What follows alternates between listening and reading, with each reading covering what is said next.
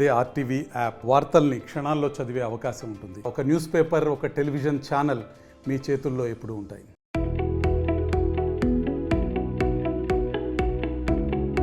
CM గారిని కలిసాను, చాలా ఎంకరేజింగ్గా మాట్లాడారు.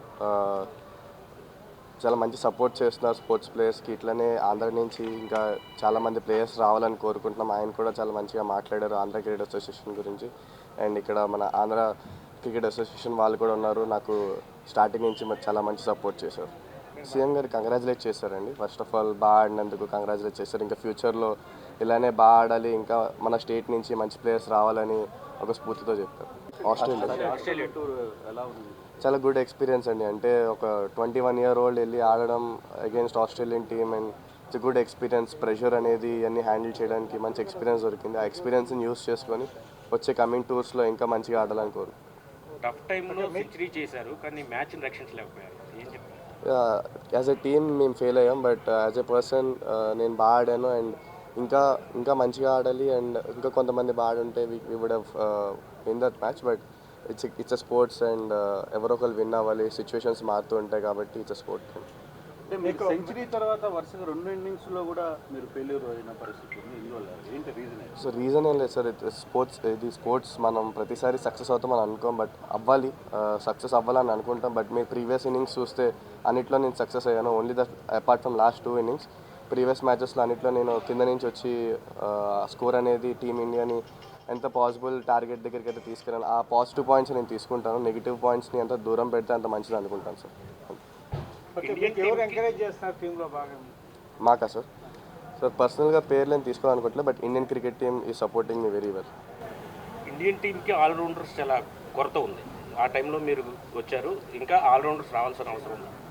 తప్పకుండా అవసరం ఉంది, అండ్ నేను కూడా ఇంకా నా బౌలింగ్ మీద ఇంకా వర్క్ చేసుకోవాలి. అండ్ వర్క్ చేసుకున్న తర్వాత I will be a good allrounder for Indian cricket. And yes, obviously allrounders అంత ఎక్కువ లేరు, బట్ మన స్టేట్ నుంచి ఎవరైనా ఒకళ్ళు వెళ్ళి అక్కడ ఆడి మంచి పర్ఫామ్ చేస్తే మన వాళ్ళకి కూడా ఇంకా మోటివేషన్ అనేది వస్తుంది. మెయిన్ మోటివేషన్ లేదు, ఆ మోటివేషన్ ఎప్పుడైతే వస్తుందో తప్పకుండా ఆంధ్ర నుంచి కూడా మంచి ప్లేయర్స్ వస్తారు.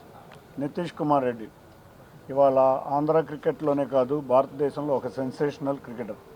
నిజంగా 21 సంవత్సరాల వయసులో ఆస్ట్రేలియాలో మొదటిసారిగా ఒక విదేశీ గడ్డ మీద, అందులో అతి భయంకరమైన పిచ్ కండిషన్స్లో, బౌలర్లకు బాగా ఫేవర్ చేసే పిచ్ కండిషన్స్లో ఆడి సెంచరీ సాధించడమే కాకుండా తన ప్రతిభని ఇవాళ ఆంధ్ర రాష్ట్ర యువ క్రీడాకారులకి స్ఫూర్తినిచ్చే విధంగా ఆయన ఆల్రౌండర్గా ఆయన ఉండటం మన అందరికీ, మన 2 తెలుగు రాష్ట్రాలే కాదు భారతదేశం కూడా గర్వించాల్సిన విషయం. తప్పకుండా ఆంధ్రప్రదేశ్లో యువ క్రీడాకారులందరూ అతన్ని ఆదర్శంగా తీసుకుని మరింత మంది క్రికెట్లో ఐపీఎల్లో కానీ రంజీ మ్యాచ్ల్లో కానీ అన్నింటిలోనూ కూడా మరింత మంది క్రీడాకారులు వచ్చి ఇండియన్ క్రికెట్ టీంకి సెలెక్ట్ అవ్వాలని మేము apex council Andhra cricket association తరఫున మేమందరం కూడా ఆ విధంగానే కట్టుబడి కృషి చేస్తున్నాం. ఆ విధంగానే క్రీడాకారులకి మెరుగైన ఫెసిలిటీసు, అంతేకాకుండా సపోర్ట్ స్టాఫ్, ఇటువంటివన్నీ కూడా మేము నిరంతరం పర్యవేక్షిస్తున్నాం. తప్పకుండా నితీష్ లాంటి వ్యక్తులు మీరు యువకులు చాలామంది రావాలని కోరుకుంటున్నాం. అన్నిటికన్నా ముఖ్యంగా ఇవాళ గౌరవ ముఖ్యమంత్రి నారా చంద్రబాబు నాయుడు గారిని, నితీష్ గారిని కలవడం జరిగింది. వారి చేతుల మీదుగా ఆంధ్ర క్రికెట్ అసోసియేషన్ అనౌన్స్ చేసిన 25 లక్షల చెక్ను కూడా వారికి బహుకరించడం జరిగింది. నేను కానీ, సానా సతీష్ గారు కానీ, ప్రశాంత్ కానీ, విష్ణు కానీ, శ్రీనివాస్ కానీ అందరం కూడా ఇవాళ, అంతేకాకుండా వారి తండ్రి గారు కూడా వచ్చారు. వారి తండ్రి గారు కూడా మంచి, ఎందుకంటే ఆయన్ని చూసాం మొన్న టీవీల్లో, ఆయన సెంచరీ చేసిన రోజు ఆనందంలో దుఃఖం కూడా ఆపుకోలేకపోయారు. ఎందుకంటే 11 సంవత్సరాల క్రితం జాబు వదిలేసి ఓన్లీ కొడుకు యొక్క కెరీర్ గురించి కష్టపడ్డ వ్యక్తి. ఇటువంటి తల్లిదండ్రులు, ఇందాక చంద్రబాబు నాయుడు గారు కూడా ఒకటే చెప్పారు, that is the beauty of Indian parent అని. ఎందుకంటే తన జీవితాన్ని అయినా వదిలేసుకుంటారు, తన కొడుకు జీవితం బాగుండాలని చేసేవాళ్ళు. ఇటువంటి వ్యక్తులు ఆదర్శంగా మనం తీసుకోవాలి. తప్పకుండా యువ క్రీడాకారులకి నితీష్ అనే తను ఒక కెరటం, కెరటం తప్పకుండా ఆదర్శంగా ఉంటారు. అంతేకాకుండా ప్రభుత్వం నుంచి అన్ని విధాలా సహాయం చేస్తామని నారా చంద్రబాబు నాయుడు గారు చెప్పారు.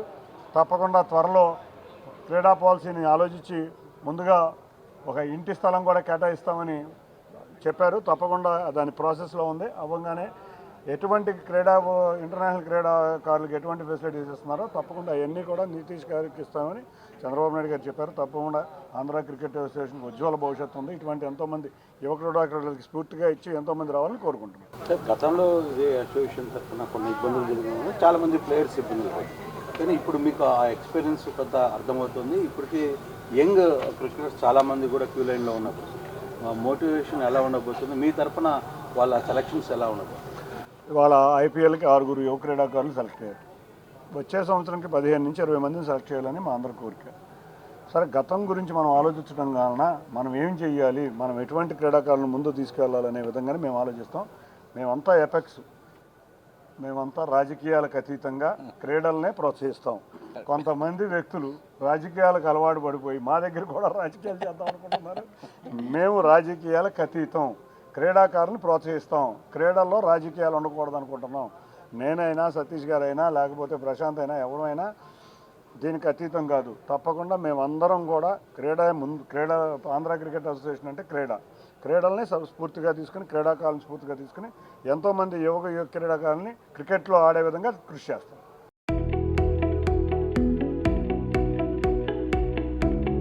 మరిన్ని వీడియోస్ కోసం ఛానల్ ని సబ్స్క్రైబ్ చేయండి. లేటెస్ట్ అప్డేట్స్ కోసం వాట్సాప్ ఛానల్ ని ఫాలో అవ్వండి. అండ్ లింక్ డిస్క్రిప్షన్ లో ఉంది.